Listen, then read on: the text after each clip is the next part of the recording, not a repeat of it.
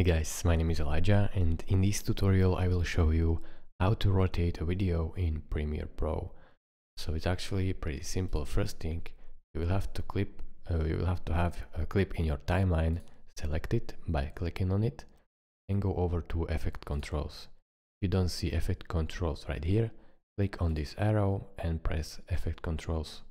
Then simply go over to your motion effects. If you don't see these motion effects, then you have probably this closed. So drop down this arrow and click right here on rotation.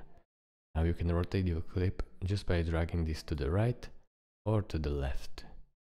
So this is how you rotate your clip. You can also do it in an animation, so I will show you. I will select the playhead at the start of my video. Press this stopwatch next to rotation. So this means that at this time of the video, the rotation will be 0 degrees. At the end of the video, the rotation, I will change it to, let's say, 180 degrees. Now throughout the whole video, the video will be rotating. So this is how you rotate a video in Premiere Pro. Thank you guys for watching. If this video was helpful to you, consider subscribing and liking this video, and I will see you in the next tutorial. Bye bye.